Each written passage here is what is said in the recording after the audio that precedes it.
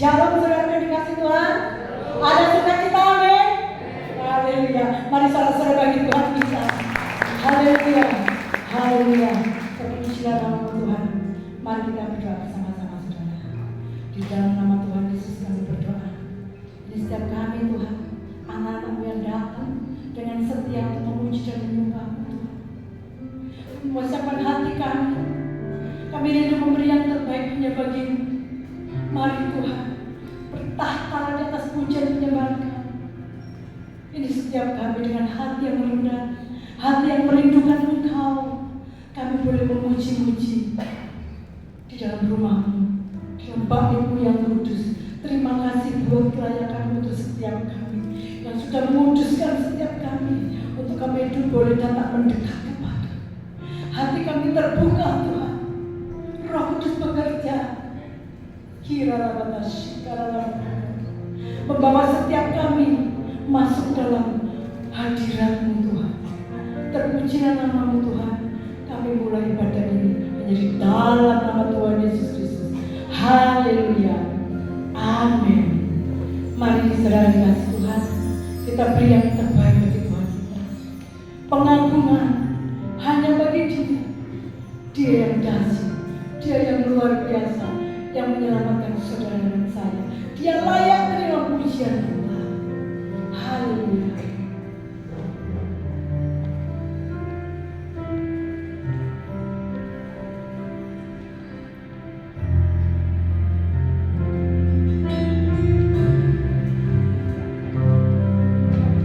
Betapa dahsyat Engkau Tuhan, pencipta segala yang ada.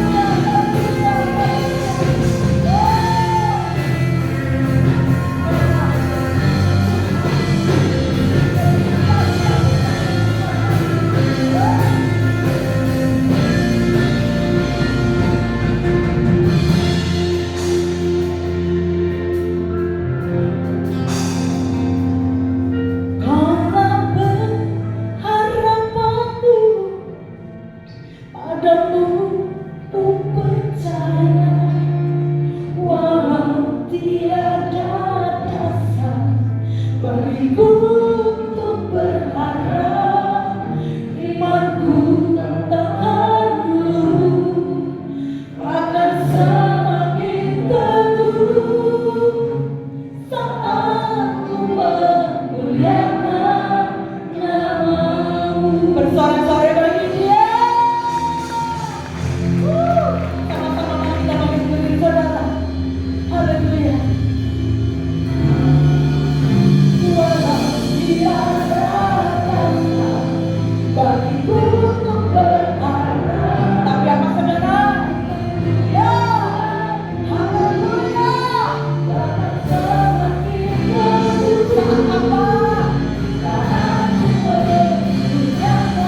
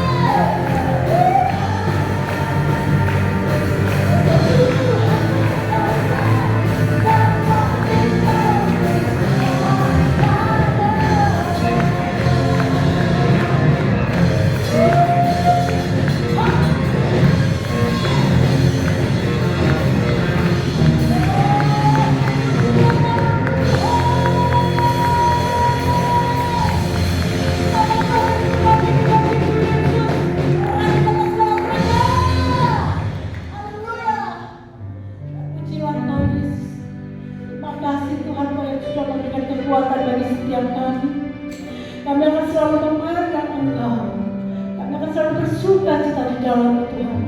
Sebab kami tahu Engkau sumber segalanya. Haleluya. Terima kasih Tuhan. Yesus sukacitaku, Yesus kekuatanku, penolong dalam kesesakan, Kau sangat terbukti. Yesus sukacitaku, Yesus kekuatanku, Dia penolong dalam kesesakan, Kau sangat terbukti.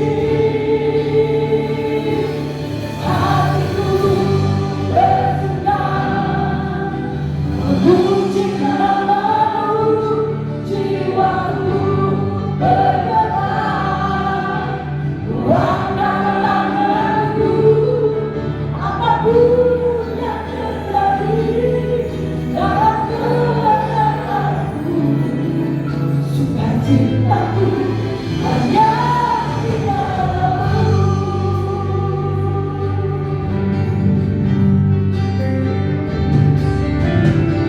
Yesus sukacitaku, mari katakan saudara. Yesus kekuatanku, penolong dalam kesesakan, Kau sangat terbukti.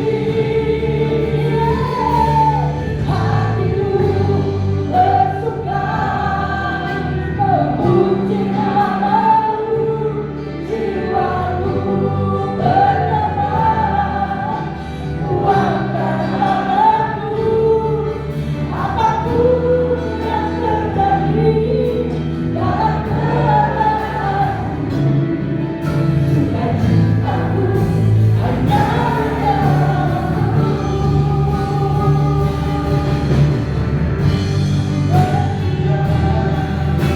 Memuji nama-Mu, jiwaku bergetar,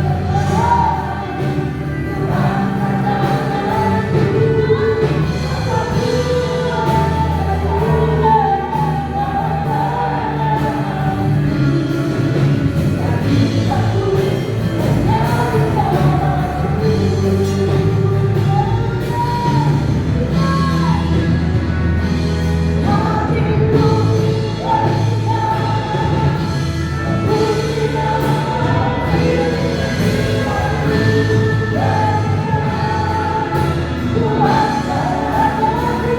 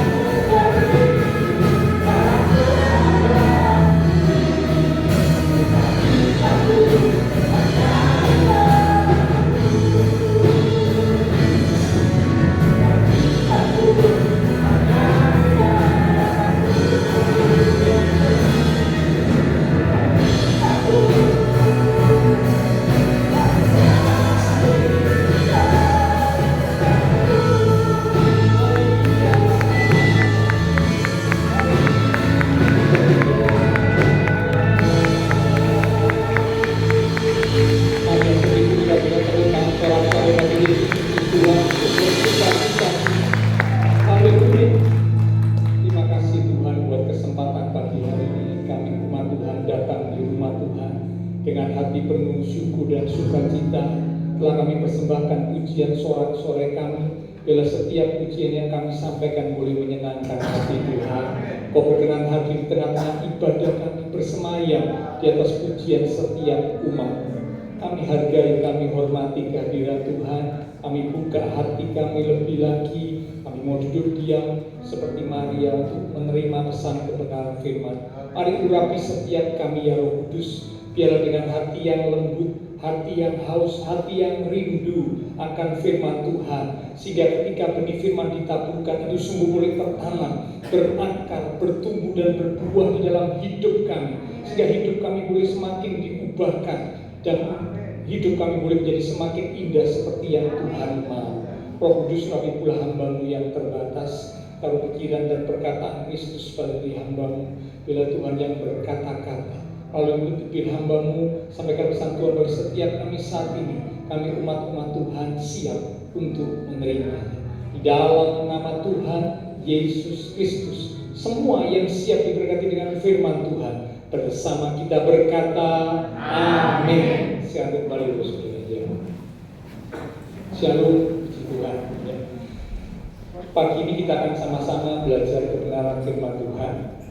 Judul perenungan firman Tuhan pada hari ini adalah cari kehendaknya dan ikuti jalannya.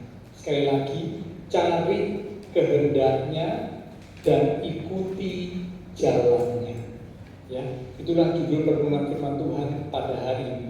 Tuhan ingin supaya kita mencari kehendak Tuhan dan mengikuti jalan Tuhan. Nah, Bapak Saudara, seringkali kita menganggap kehendak Tuhan dan jalan Tuhan itu hal yang sama. Pada umumnya memang orang beranggapan kehendak Tuhan, jalan Tuhan itu adalah hal yang sama. Tapi pagi ini kita akan belajar bahwa ternyata kehendak Tuhan dan jalan Tuhan itu berbeda. Tetapi tentunya saling melengkapi, ya. Ada hubungan yang erat antara kehendak Tuhan dan jalan Tuhan. Nah, kita akan belajar dulu tentang kehendak Tuhan. Kita buka dari Efesus pasal yang kelima di ayat yang ke-17. Efesus pada pasal yang kelima di ayat yang ke-17. Ini salah satu ayat yang cukup terkenal, saudara. Efesus 5 ayat yang ke-17. Demikian firman Tuhan. Sebab itu janganlah kamu bodoh, tetapi usahakanlah. Sekali lagi, usahakanlah. Berarti harus ada perjuangan supaya kamu mengerti kehendak Tuhan. Amin. Terjemahan yang lain berkata, janganlah bertindak sembrono atau sembarangan, melainkan carilah apa yang dikehendaki Tuhan. Nah, Bapak Saudara, ternyata kehendak Tuhan itu harus dicari tahu.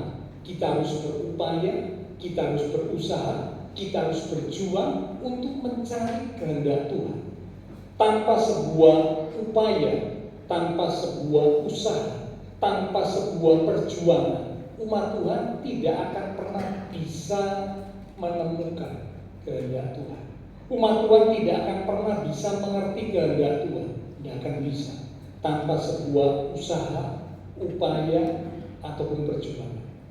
Ya, tidak dengan tiba-tiba kita bisa langsung tahu kehendak Tuhan tanpa adanya upaya, tanpa adanya usaha, tanpa adanya perjuangan. Nah, bagaimana caranya supaya kita bisa menemukan kehendak Tuhan?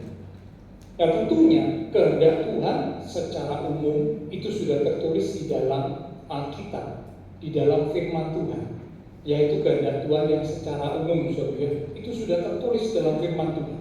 Kalau umat Tuhan suka membaca firman, suka merenungkan firman, di mana di dalamnya berisi kehendak Tuhan, maka otomatis ya kita akan tahu kehendak Tuhan melalui firman Tuhan yang kita baca, yang kita dengar, yang kita renungkan. Nah, selain melalui firman Tuhan, kehendak Tuhan juga dinyatakan di dalam hidup kita melalui banyak hal. peristiwa-peristiwa yang terjadi, ya, melalui damai sejahtera yang Tuhan taruh di hati kita, juga melalui doa-doa yang kita sampaikan. Dicatat dalam Yeremia pasal yang ke-33 di ayat yang ketiga. Yeremia pasal yang ke-33 di ayat yang ketiga. Demikian firman Tuhan. Berserulah kepadaku. Kata berserulah berarti disuruh, diperintahkan untuk berdoa. Ya. Berserulah kepadaku, maka aku, Tuhan, akan menjawab engkau. Saat kita berdoa, saat kita berseru, Tuhan berkata, Tuhan akan jawab kita dan akan memberitahukan kepadamu. Sekali lagi, akan memberitahukan kepadamu hal-hal yang besar dan yang tidak terpahami, yakni hal-hal yang tidak kau ketahui. Apa yang dimaksud dengan hal-hal yang besar, yang tidak terpahami, yang tidak kita ketahui? Itulah kehendak Tuhan. Jadi saat Bapak Ibu Saudara saya berseru, berdoa, kalau kita sungguh-sungguh berdoa, maka dikatakan Tuhan itu akan memberitahukan kepada kita kehendaknya. Hal-hal yang besar, yang tidak terpahami, yang tidak kita ketahui, itu akan disampaikan, diberitahukan kepada kita saat kita berdoa. Ya, jadi karena itu mari sebagai umat Tuhan kita mau berupaya, berjuang, berusaha untuk mencari, untuk menemukan, untuk mengerti kehendak Tuhan di dalam hidup kita. Ya, karena ini adalah hal yang penting supaya kita tidak keluar dari kehendak Tuhan. Maka kita harus tahu apa kehendak Tuhan dalam hidup kita. Yang pertama melalui firman Tuhan. Kehendak Tuhan secara umum pasti disampaikan melalui firman Tuhan yang kita baca, yang kita dengar, yang kita renungkan, juga melalui hal-hal yang lain, melalui peristiwa-peristiwa yang Tuhan izinkan terjadi, melalui damai sejahtera yang Tuhan taruh dalam hati kita, juga melalui doa saat kita berseru kepada Tuhan. Nah, Alkitab menunjukkan Daud adalah seorang yang suka mencari kehendak Tuhan. Setiap kali dia akan melakukan sesuatu, sebelum dia lakukan sesuatu, dia berusaha untuk mencari kehendak Tuhan. Dia bertanya kepada Tuhan apa yang menjadi kehendak Tuhan. Mari kita lihat sebentar ya. Di satu ayat 1 Tawarik pasal 14. Ini sebuah contoh yang sangat baik buat kita. 1 Tawarik pasal yang ke-14 di ayat yang ke-9 mulai sampai dengan ayat yang ke-14. 1 Tawarik pasal 14 ayat yang ke-9 mulai. Ketika orang Filistin itu datang dan mengadakan penyerbuan di lembah Refaim, bertanyalah Daud kepada Allah. Ada kata bertanyalah Daud kepada Allah, berarti mencari kehendak Tuhan. Apa yang Tuhan mau? Ya. Lanjut, apakah aku harus maju melawan orang Filistin itu? Dan akan kau serahkankah mereka ke dalam tanganku? Tuhan menjawab. Nah, jadi kalau umat Tuhan mencari kehendak Tuhan, berdoa, tanya apa yang menjadi kehendak Tuhan, Tuhan akan menjawab. Seperti kepada Daud, Tuhan menjawab, majulah, aku akan menyerahkan mereka ke dalam tanganmu. Lompat langsung ayat yang ke-13. Ketika orang Filistin menyerbu sekali lagi di lembah itu, ada kata sekali lagi. Mengapa dipakai kata sekali lagi? Karena memang tadi orang Filistin sudah maju di tempat atau di lembah Refaim itu. Lalu mereka dikalahkan oleh Daud dan Israel. Nah, di ayat yang ke-13 orang Filistin menyerbu, maju sekali lagi, menyerang bangsa Israel, menyerang kerajaan yang dipimpin oleh Daud. Sekali lagi, di tempat yang sama. Secara manusia biasanya, kalau masalahnya sama, orang berpikir, ya aku akan gunakan cara yang sama. Karena masalahnya sama. Kalau masalah sama, ya sudah, tidak perlu lagi aku cari kehendak Tuhan, tidak perlu lagi aku berdoa tanya kepada Tuhan, tidak perlu. Masalahnya sama. Tinggal aku selesaikan seperti yang kemarin, seperti yang lalu.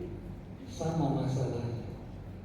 Tapi tidak demikian dengan Daud. Kita lihat ya, ayat yang ke-14.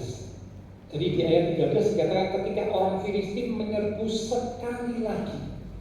14, maka bertanyalah lagi Daud kepada Allah. Ada kata bertanyalah lagi. Jadi kalau tadi Bapak Ibu baca di ayat yang ke-10, tidak ada kata lagi. Karena itu memang pada kali yang pertama di perikop ini ketika Daud menghadapi Filistin di lembah Refat. Tetapi di ayat yang ke-14 ada kata bertanyalah lagi. Wah, luar biasa. Musuhnya sama, tempatnya sama, masalahnya sama, tapi Daud bertanya lagi. Wah, ini sesuatu yang luar biasa. Kadang-kadang kalau kita baca ayat ini kita cuma baca sekilas gitu aja, tapi kita kelewatan ada kata lagi, menunjukkan sesuatu yang penting. Lagi itu sampai diulang gitu ya. Filistinnya dikatakan menyerbu sekali lagi, Daudnya dikatakan bertanyalah lagi Daud kepada Allah. Berarti pengulangan dari yang pertama diulang lagi, Filistin maju lagi di tempat yang sama juga, tapi Daud bertanya lagi kepada Allah. Nah, ini sebuah contoh yang sangat baik bagi setiap kita umat Tuhan, bahwa Daud adalah seorang yang suka mencari kehendak Tuhan.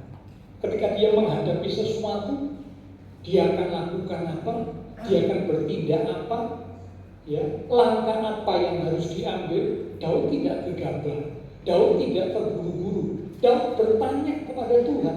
Bahkan saat masalah yang sama datang, musuh yang sama datang, di tempat yang sama juga, Alkitab mencatat bertanyalah lagi Daud kepada Tuhan. Menunjukkan kepada kita Daud adalah seorang yang suka mencari kehendak Tuhan. Ya, jadi ini jadi satu teladan buat Bapak Ibu Saudara dan saya, contoh yang sangat baik. Tidak heran mengapa Daud seorang yang berhasil, seorang yang disertai Tuhan, seorang yang kerap kali mengalami kemenangan. Mengapa? Karena Daud suka mencari kehendak Tuhan. Ya, jadi Bapak Saudara, poin yang pertama kita sudah belajar sesuai dengan judul perintah firman Tuhan, dikatakan carilah kehendaknya, carilah kehendak Tuhan. Lewat firman Tuhan, lewat peristiwa-peristiwa yang terjadi, Tuhan bisa menyatakan kehendaknya. Lewat damai sejahtera yang ditaruh di hati kita, juga lewat doa. Saat kita berseru pada Tuhan, Tuhan akan menjawab, menyatakan kehendaknya, memberitahukan kepada kita hal-hal yang besar, hal-hal yang tidak terselamat, hal-hal yang tidak terpaham. Tuhan beritahukan kepada kita, itulah kehendak Tuhan. Oke, nah sekarang kita masuk yang kedua. Setelah kita mencari kehendak Tuhan, ya, judul firman Tuhan dikatakan, dan ikutilah jalannya, ikutilah jalan Tuhan. Bapak Ibu Saudara, kehendak Tuhan dan jalan Tuhan ini adalah memang dua hal yang sangat berkaitan erat, dua hal yang sangat berhubungan, tetapi tidak betul-betul sama. Ya, tapi ya seringkali memang banyak orang yang mengartikan sama kehendak Tuhan, jalan Tuhan. Tapi sedikit ada perbedaan. Ya, mengapa saya katakan ada perbedaan? Saya berikan contoh. Ketika bangsa Israel keluar dari Mesir, bangsa Israel itu tahu persis apa yang menjadi kehendak Tuhan bagi mereka setelah mereka keluar dari Mesir. Apa kehendak Tuhan bagi mereka? Kehendak Tuhan bagi mereka, mereka akan dibawa ke sebuah tempat, yaitu tanah Kanaan, tanah perjanjian yang Tuhan janjikan kepada nenek moyang Israel, kepada Abraham, kepada Ishak, kepada Yakub, ya, Israel akan dibawa ke sana untuk bisa menyembah Tuhan, diam di negeri yang Tuhan janjikan. Itu kehendak Tuhan, ya, kepada Israel ketika mereka dibawa keluar dari Mesir. Mereka persis tahu kehendak Tuhan, tanah Kanaan. Tetapi ternyata di antara mereka-mereka yang keluar dari Mesir, yang tahu kehendak Tuhan itu, yang bisa masuk tanah Kanaan yang menjadi kehendak Tuhan bagi Israel, itu cuma 2 orang. Mengapa saya katakan cuma 2 orang? Hanya Yosua dan Kaleb. Karena semua yang keluar dari Mesir, yang tahu kehendak Tuhan, tapi mereka tidak bisa masuk tanah Kanaan. Semuanya mati di padang gurun. Anak-anak mereka yang masuk tanah Kanaan. Tapi mereka yang keluar dari Mesir, yang tahu kehendak Tuhan, Israel dibawa keluar dari Mesir dengan tujuan tanah Kanaan. Mereka tidak bisa masuk tanah Kanaan, padahal tahu kehendak Tuhan. Ya, jadi tidak otomatis kalau seorang umat Tuhan tahu kehendak Tuhan lalu pasti bisa mengalami kemenangan. Belum tentu. Umat Tuhan tahu kehendak Tuhan lalu pasti bisa akan mengalami janji Tuhan. Belum tentu. Kalau mereka tidak mengikuti jalan Tuhan, walaupun mereka tahu kehendak Tuhan, belum tentu mereka mengalami janji Tuhan.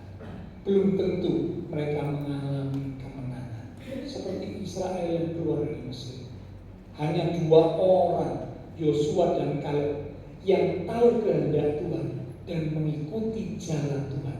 Mereka lah yang bisa masuk tanah Kanaan.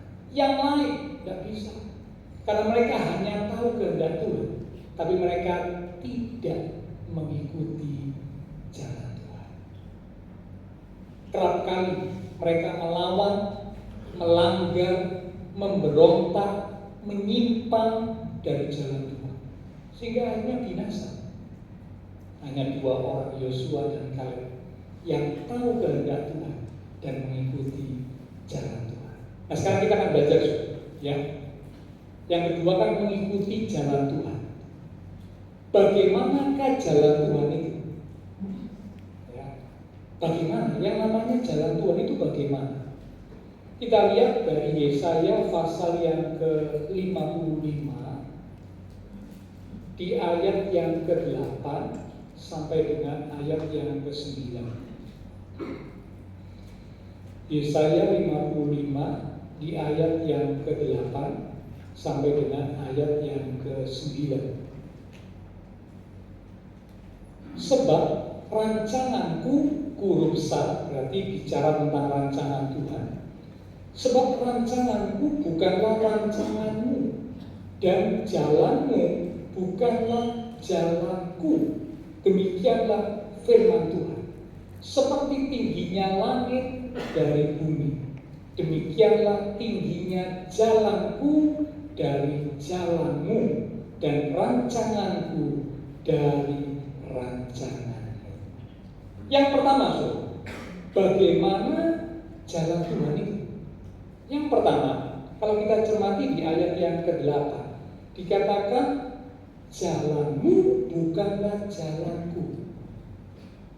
Yang pertama, jalan Tuhan itu bukan jalan kita. Karena dikatakan jalanmu, Tuhan bilang begitu ya, jalanmu umatku itu bukan jalanku.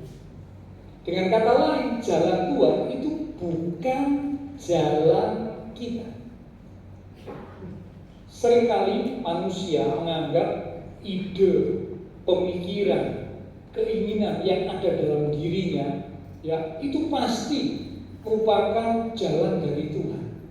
Kalau dia sudah berdoa, ya, waktu dia menghadapi sesuatu dia sudah sekilas berdoa. Kalau dia lakukan sesuatu yang ada di hatinya, di pikirannya, dia menganggap bahwa itu pasti jalan Tuhan.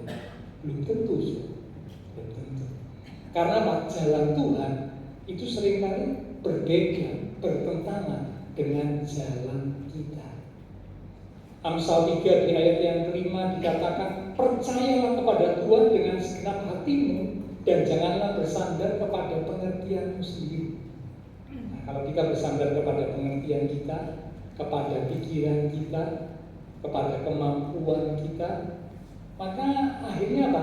Kita salah. Kita sangka itu jalan Tuhan, ternyata bukan jalan Tuhan, saudara, tapi jalan kita. Jalan Tuhan bukanlah jalan kita. Ketika Adam dan Hawa, manusia pertama, jatuh ke dalam dosa, kitab Kejadian mencatat, Kejadian pasal yang ketiga, kalau Bapak membaca perikop kejatuhan manusia dalam dosa, yaitu Adam dan Hawa. Setelah mereka jatuh dalam dosa, di ayat yang ke-7, kitab Kejadian pasal 3 di ayat yang ke-7 dicatat bahwa mereka sadar, mereka tahu dirinya telanjang. Sebelumnya mereka tidak menyadari, mereka tidak tahu bahwa dirinya telanjang. Tapi ketika mereka jatuh dalam dosa, sesudah makan buah dari pohon pengetahuan baik dan jahat, mereka jadi tahu, mereka jadi sadar, diriku telanjang. Lalu apa yang dilakukan oleh mereka? Ayat yang ke-7 mencatat mereka menyemat daun pohon ara dan membuat cawat. Menyemat daun pohon ara dan membuat cawat. Mengapa mereka lakukan itu? Untuk menutupi ketelanjangan mereka. Karena mereka sadar, wah, aku telanjang, malu, ya, ditutupi dengan menyemat daun pohon ara, membuat cawat. Ini bicara tentang jalan manusia. Karena mereka berpikir, ya, malu, aku mesti menutupi. Apa yang kugunakan? Mereka dikatakan menggunakan daun pohon ara disemat, lalu dibuatlah cawat untuk menutupi ketelanjangan mereka. Ini jalan manusia. Jadi waktu melihat sesuatu, mendengar sesuatu, mengalami sesuatu, pikiran kita mulai bekerja, hati kita mulai memikirkan sesuatu, lalu kemudian kita melakukan sesuatu. Itu jalan manusia. Nah, jalan Tuhan seringkali tidak sama, bahkan beda dengan jalan manusia. Apa yang Tuhan lakukan kemudian? Di ayat yang ke-21, kalau Bapak baca di kitab Kejadian pasal 3, di ayat yang ke-21, Tuhan menutup ketelanjangan manusia bukan dengan daun pohon ara, tetapi dikatakan Tuhan menutup ketelanjangan manusia dengan membuat pakaian dari kulit binatang. Pakaian dari kulit binatang. Beda kalau daun pohon ara itu tidak ada darah yang ditumpahkan, tetapi pakaian dari kulit binatang. Kalau ada kulit binatang yang digunakan untuk menjadi pakaian yang menutupi ketelanjangan, maka pasti ada pertumpahan darah. Beda, saudara. Menyemat daun pohon ara itu jalan manusia, pikiran dan jalan manusia. Tetapi menggunakan pakaian dari kulit binatang itu adalah jalan Tuhan. Beda, ya. Jadi kalau kita lihat di sini, jalan manusia dengan jalan Tuhan itu beda. Jalan Tuhan yang pertama dikatakan bukanlah jalan kita. Jadi kalau kita punya jalan, di dalam pikiran kita memikirkan sesuatu, hati kita merencanakan sesuatu, ya hati-hati sebelum kita lakukan apa yang ada di pikiran kita, mesti dicek dulu, benar apa enggak ini jalan Tuhan. Jangan-jangan seperti Adam dan Hawa, mereka hanya berpikir dan melakukan seperti apa yang mereka mau, karena itu jalan mereka sendiri. Tapi kemudian Tuhan mengganti, ya, dan menggunakan daun pohon ara, tapi Tuhan mengganti dengan pakaian dari kulit binatang. Ini bicara tentang darah yang ditumpahkan. Ini bicara bahwa dosa hanya bisa ditebus dengan darah yang ditumpahkan. Ini bicara tentang pengorbanan Kristus. Jadi begitu manusia jatuh dalam dosa, Allah sudah merencanakan satu saat nanti Kristus harus mati, darah Kristus harus ditumpahkan untuk menebus manusia yang berdosa. Inilah jalan Tuhan. Ya, jadi hal yang pertama jalan Tuhan itu bukanlah jalan kita. Jalan Tuhan itu justru beda dengan jalan kita. Satu contoh lagi, Saudara. Alkitab menceritakan ada seorang yang bernama Abraham. Abraham, tokoh Alkitab, disebut bapak orang beriman, bapak orang percaya. Tapi satu ketika Abraham memakai jalannya sendiri. Kitab Kejadian pasal yang ke-16. Ketika dia menanti sekian lama anak yang Tuhan janjikan, tapi tidak kunjung datang. Umurnya bertambah, umur Abraham bertambah, umur Sarah juga bertambah, tapi tidak kunjung mereka memiliki anak. Nah, akhirnya Sarah menyampaikan sebuah usulan yang kemudian diterima oleh Abraham. Apa usulan Sarah ini? Ada Hagar, hambaku, ya, ambil dia menjadi gundik, ya. Mungkin melalui dia kita bisa mendapatkan keturunan. Nah, memang benar kita mencatat akhirnya ketika Abraham mengambil Hagar menjadi gundiknya sesuai dengan usulan dari Sarah, maka lahirlah Ismail. Dan itu terjadi saat Abraham berumur 86 tahun. Jadi berarti kalau Abraham umur 86, Sarah umur 76, karena selisih umur mereka itu kurang lebih 10 tahun. Ya, jadi saat Abraham punya anak itu sudah tua. Sarah juga sudah tua, 76, sudah mati haid. Ya, dan memang secara manusia tidak akan bisa memiliki keturunan. Seorang wanita yang sudah mati haid tidak akan bisa memiliki keturunan. Tidak mungkin. Itu secara manusia memang demikian. Ya, nah karena itulah Abraham menggunakan jalannya. Dia pikir dia ini membantu Tuhan. Melalui Hagar dia punya anak. Nah inilah anak yang Tuhan janjikan. Tapi ternyata kalau Bapak Ibu baca di kisah-kisah berikutnya, Ismail bukanlah anak perjanjian. Tuhan bilang bukan. Karena tidak dilahirkan dari rahim Sarah. Yang dilahirkan dari rahim Sarah itulah anak perjanjian. Dan memang benar kemudian saat Abraham berumur 100 tahun, ya, Sarah berumur 90 tahun, ya, lahirlah Ishak. Itulah jalan Tuhan. Nah kita lihat dari contoh ini bahwa seringkali manusia menggunakan jalannya karena dia berpikir, wah dia merasa ya ini yang tepat, ini yang rasanya pas, diambil langkah itu. Ya, seperti yang dilakukan Adam dan Hawa, menyemat daun pohon ara, seperti yang dilakukan Abraham, menerima usul Sarah, mengambil Hagar jadi gundiknya. Itu adalah bicara tentang jalan manusia. Tapi ternyata jalan Tuhan bukan jalan kita. Ini yang pertama, ya. Jadi jalan Tuhan itu bukan jalan kita, beda. Yang kedua, apa ciri-ciri jalan Tuhan? Kalau ciri jalan Tuhan yang pertama bukan jalan kita, ciri jalan Tuhan yang kedua adalah jalan Tuhan itu jalan yang sempit. Jalan yang sempit. Mari kita lihat Matius pasal 7 ayat yang ke-13 sampai dengan ayat yang ke-14. Matius 7 ayat 13 sampai dengan ayat 14. Masuklah melalui pintu yang sesak itu atau pintu yang sempit. Karena lebarlah pintu dan luaslah jalan yang menuju kepada kebinasaan, dan banyak orang yang masuk melaluinya. Karena sesaklah pintu dan sempitlah jalan yang menuju kepada kehidupan, dan sedikit orang yang mendapatinya. Dikatakan jalan yang menuju kepada kehidupan itulah jalan Tuhan. Dikatakan adalah jalan yang sempit. Jadi jalan Tuhan itu ternyata bukan jalan yang lebar. Jalan yang lebar ini biasanya bicara tentang jalan yang enak, jalan yang nyaman. Namanya lebar, saudara. Kalau kita naik kendaraan, ya, kita berada di jalan yang sempit. itu kita akan kurang nyaman. Semakin sempit, semakin kecil jalannya, semakin kita merasa tidak nyaman.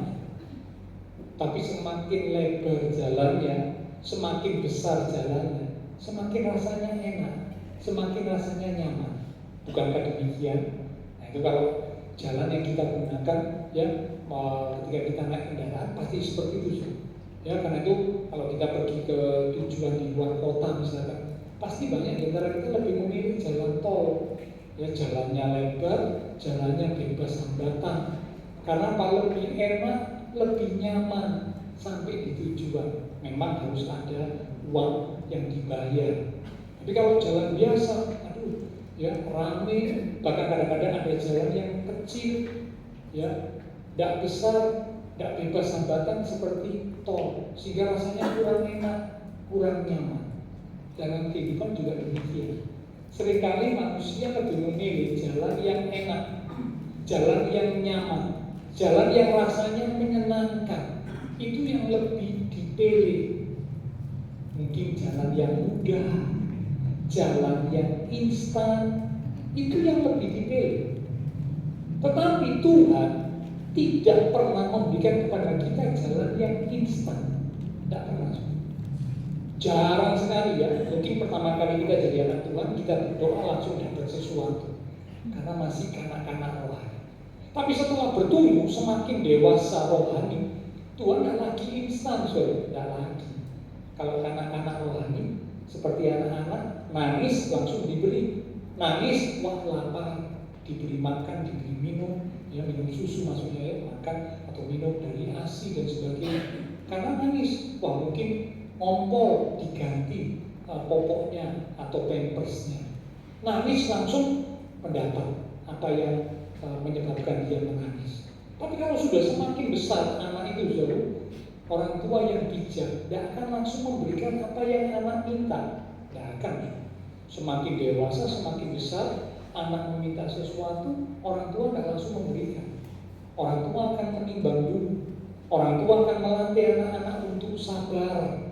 Karena begitu minta langsung diberi, minta langsung diberi, maka akan membuat anak-anak kita jadi anak-anak yang manja. Anak yang manja itu keras kepala. Anak yang manja itu semaunya sendiri. Itu anak yang manja. Nah, kalau orang tua terbiasa melakukan memberikan apa yang anak minta, begitu minta diberi, begitu minta diberi. Semakin dewasa dia minta tetap langsung diberi, dia minta langsung diberi. Saya berani pastikan anak ini akan jadi anak yang manja, keras kepala, semaunya sendiri. Nah, kalau sudah begitu sampai pada satu titik orang tua akan dibuat jadi susah. Pasti, ya, sudah bisa bayangkan kalau orang tua punya anak manja, ya, kalau masih kecil, nah, kita mungkin masih bisa mengatasi. Tapi kalau anak yang manja ini sudah umur 15, 20, 25 tahun, apa kita bisa mengatasi? Tidak bisa. Sampai pada satu titik orang tua kebingungan. Ini bagaimana saya harus menghadapi anak saya?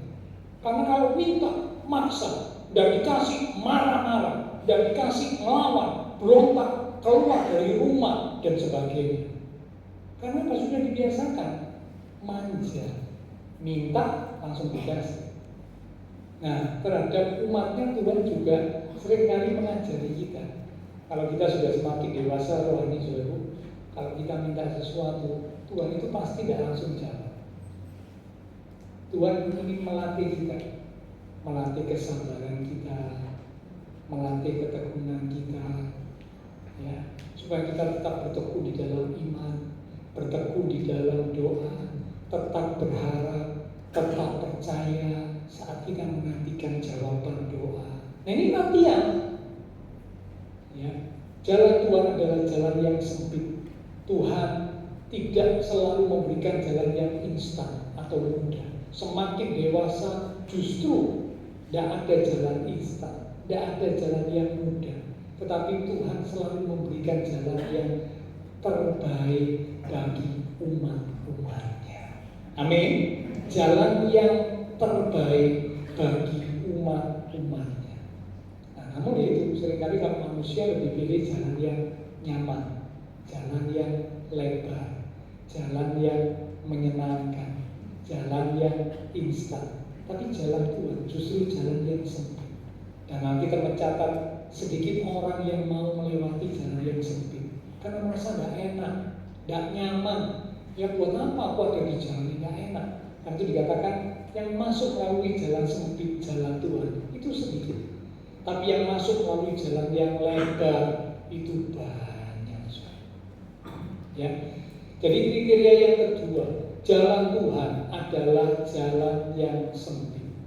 Ketika Israel keluar dari Mesir, kitab Keluaran pasal 13 mencatat di ayat yang ke-17 sampai 18, Keluaran 13 ayat 17 sampai 18, dikatakan Allah tidak memimpin bangsa Israel melalui jalan ke negeri orang Filistin, walaupun ini jalan yang paling dekat. Tetapi Allah menuntut bangsa itu, bangsa Israel, berputar melalui padang gurun. Ini contoh ketika Israel setelah keluar dari Mesir, Tuhan tidak penting melewati jalannya negeri orang Filistin. Padahal itu jalan yang terdekat, jalan yang tercepat. Tapi Tuhan tidak penting lewat itu. Tuhan penting lewat jalan di padang gurun memutar. Ini bicara jalan sempit, sur. Kalau jalan manusia, pikiran manusia biasanya buat apa muter-muter, capek, kesel, bulat naik, tidak tutup-tutup katanya gitu ya, tidak sampai-sampai nanti kok muter, langsung aja, singkat saja jalan singkat yang diambil supaya waktunya tidak terbuang. Tapi ternyata Tuhan tidak lakukan demikian. Tuhan bawa Israel berputar di padang. Ini bicara tentang jalan sempit, jalan yang sempit.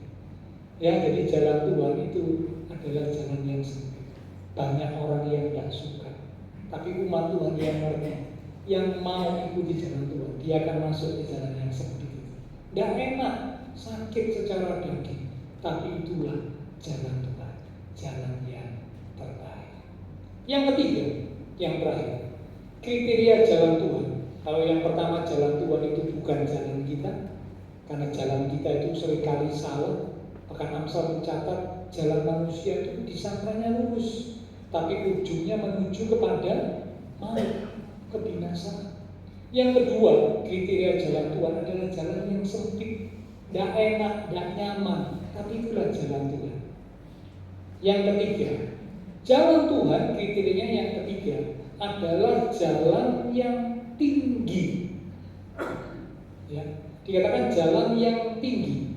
Kembali kalau tadi dilihat di Yesaya 55 ayat 8 sampai 9 dikatakan seperti tingginya langit dari bumi. Demikianlah bedanya jalan Tuhan dengan jalan kita. Yang ketiga, jalan Tuhan adalah jalan yang tinggi. Tinggi itu bicara sesuatu yang tidak terlihat, tidak dimengerti, tidak dipahami, tetapi adalah jalan yang sempurna. Sekali lagi, jalan Tuhan adalah jalan yang tinggi. Tinggi itu bicara tidak terlihat, karena tinggi ya tidak terlihat, ya, tidak dimengerti, tidak dipahami, tetapi adalah jalan yang sempurna. Dicatat di dalam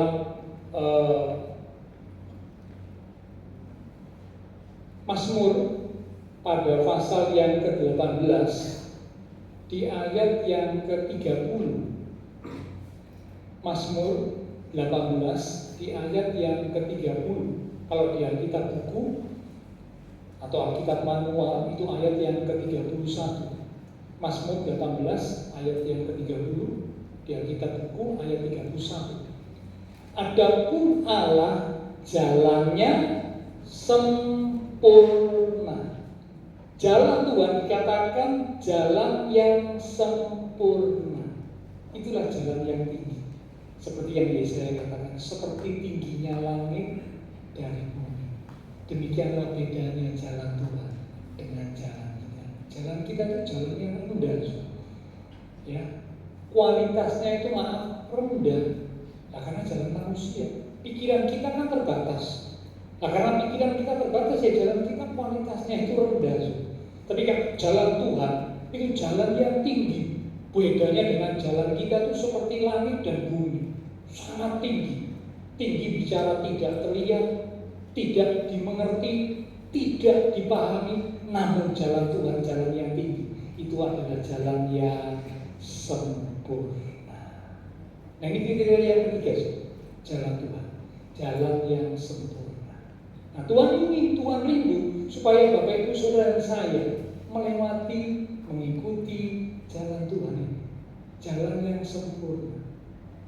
Ketika Israel sudah keluar dari Mesir, ya, mereka sampai di tepi laut Teberau. Waktu itu pun mereka berada di situ atas tuntunan Tuhan. Mereka berada di jalan Tuhan. Namun dengan tiba-tiba mereka melihat pasukan Mesir sedang mengejar mereka dari belakang. Di depan mereka laut, di kanan kiri ini mereka nggak mungkin bisa sembunyi karena ada gunung, ada tebing, ya. Di belakang Mesir, bagaimana bisa lolos? Bagaimana bisa selamat? Tidak mungkin. Padahal mereka ada di tempat ini atas tuntunan Tuhan, saudara. Tetapi luar biasa, jalan Tuhan dinyatakan. Jalan yang tinggi dinyatakan bagi Israel saat mereka ada di jalan buntu secara pikiran manusia. Apa yang Tuhan buat? Laut yang ada di depan mereka itu bisa terbelah. Tentunya bukan dengan kekuatan atau kuasa manusia, karena tidak ada manusia yang bisa membelah air laut. Tidak ada. Ya, hanya Tuhan yang mampu melakukannya. Dan itu terjadi saat secara manusia mereka tidak ada jalan keluar, jalan buntu, ya, tinggal tunggu mati karena Mesir sudah semakin dekat dengan mereka. Tuhan buat mujizat, Tuhan buat sesuatu yang luar biasa. Tuhan buat jalan yang tidak terpikirkan, yang tidak terselami, jalan yang tinggi, jalan yang sempurna. Air laut dikeringkan. Wow, sungguh dahsyat. Ya, Israel bisa menyeberangi laut yang sudah kering itu. Air ada di kanan kiri mereka. Air itu berdiri seperti dinding. Wah, luar biasa ya. Air, ya, air bisa seperti dinding. Kalau tidak ada penyekat, mana mungkin air seperti dinding? Tidak mungkin. Karena air itu selalu mengalir dari tempat yang tinggi ke tempat yang rendah. Itu air. Ya, kecuali kalau pakai pompa. Ya, kalau pakai pompa baru air bisa mengalir dari tempat yang rendah ke tinggi karena tekanan pompa. Tapi kalau tidak ada pompa, air itu selalu otomatis dari tempat tinggi mengalir ke tempat yang lebih rendah. Nah, ini kok bisa? Air bisa tetap diam, ya, jadi seperti kayak tembok. Tuhan yang buat mujizat. Itulah jalan Tuhan. Jalan yang tinggi, jalan yang tidak terpikirkan, tidak terselami, tidak terduga, tetapi adalah jalan yang sempurna, jalan yang ajaib. Itulah jalan Tuhan. Mari kita mau belajar untuk mengikuti jalan Tuhan. Sekalipun mungkin tidak enak, tidak nyaman karena sempit, tapi jalan Tuhan adalah jalan yang terbaik, jalan yang penuh dengan keajaiban, jalan yang sempurna, yang membawa kita mengalami kehidupan dan keselamatan yang Tuhan sediakan. Ya, jadi karena itu Bapak Ibu Saudara, lewat kebenaran firman Tuhan pagi ini yang kita sudah belajar bersama, yang pertama, cari kehendaknya, cari kehendak Tuhan. Yang kedua, kalau sudah tahu kehendak Tuhan, sekarang ikuti jalan Tuhan. Kalau Tuhan menunjukkan jalan kepada kita, jangan ikuti jalan kita. Kita pilih yang enak, yang nyaman. Ujungnya bisa membawa kehancuran. Ujungnya bisa membawa kebinasaan. Ujungnya membawa kepada maut. Amsal berkata demikian, itu jalan manusia. Tapi kalau jalan Tuhan, jalan yang sempurna, jalan yang terbaik, yang membawa kepada keselamatan dan kehidupan. Amin. Bila firman Tuhan boleh jadi berkat untuk kita sekalian, ya, kita cari kehendak Tuhan, kita ikuti jalan Tuhan. Nah, sebelum kita akan mengakhiri ibadah, ada satu pengumuman yang saya ulangi dari yang lalu sudah saya sampaikan.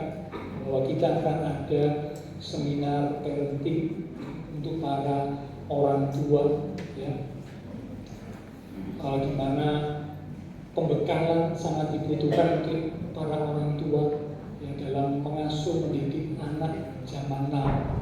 Ya, jadi karena itu diharapkan jemaat Tuhan, para orang tua bisa mengikuti seminar ini yang diadakan pada hari Jumat tanggal 15 November jam 18.00 atau jam 6 sore. Ya, kiranya jemaat Tuhan bisa mengikuti. Nah, link Google Form sudah dibagikan melalui WA.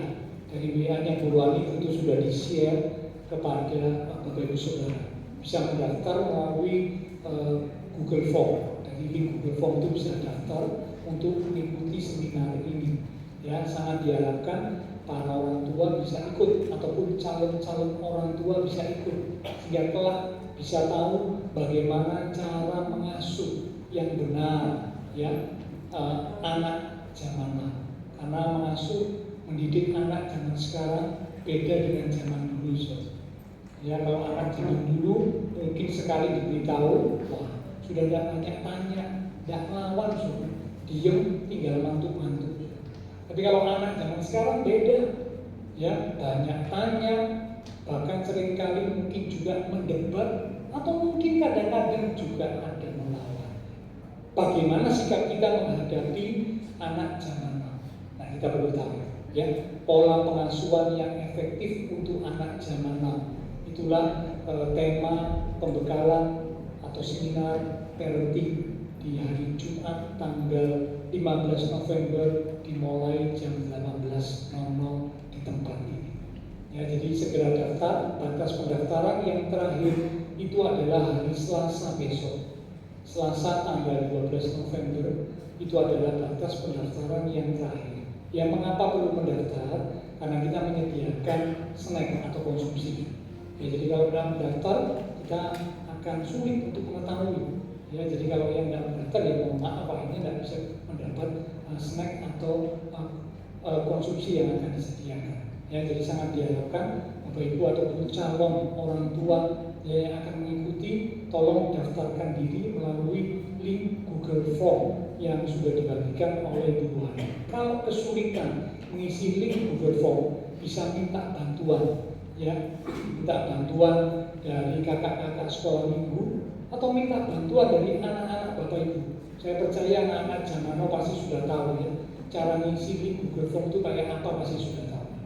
Yang mungkin kita orang tua yang agak jadul ya, yang agak gaptek, yang kadang-kadang bingung ya apa Pak cara ngisi link Google Form itu. Ya, nanti minta bantuan anak-anaknya pasti bisa. Ya, sehingga kita bisa tahu dan kita bisa menyiapkan konsumsi dengan baik. Ya, jadi hari Jumat besok jam 18.00 di tempat ini. Oke, kita akan datang kepada Tuhan lewat satu pujian. Kita katakan jalanmu tak terselang oleh setiap hati kami. Namun satu hal yang ku percaya, ada rencana yang jalanmu tak terselang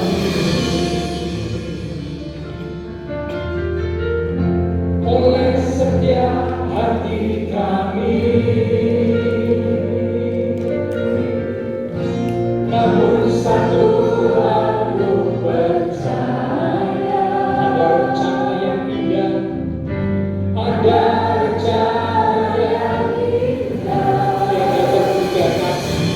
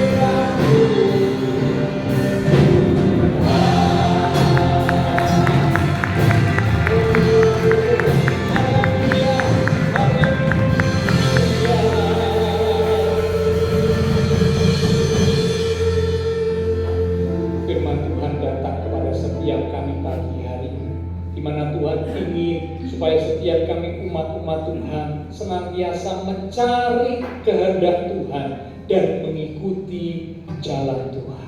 Firman-Mu sudah memberitahukan bagaimana kami mencari kehendak Tuhan melalui firman Tuhan yang sudah kami dengar, kami baca, kami renungkan. Tuhan seringkali menyatakan kehendak-Nya lewat firman. Demikian juga Tuhan menyatakan kehendak-Nya lewat peristiwa yang terjadi, lewat damai sejahtera yang memerintah dalam hati kami, juga lewat doa yang kami sampaikan kepada Tuhan. Ketika kami berdoa, maka Tuhan akan menjawab, memberitahukan kepada kami hal-hal yang tidak terpahami. Itulah kehendak Tuhan yang dinyatakan bagi setiap kami. Kami mau belajar dari umat-umat Tuhan yang suka mencari kehendak Tuhan.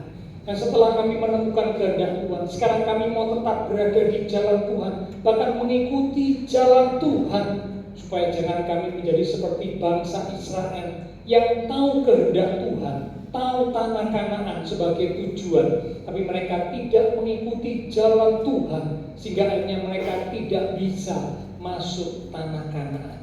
Tapi kami umat Tuhan mau belajar setelah kami tahu jalan Tuhan, kami mengerti jalan Tuhan, kami mau mengikuti jalan Tuhan.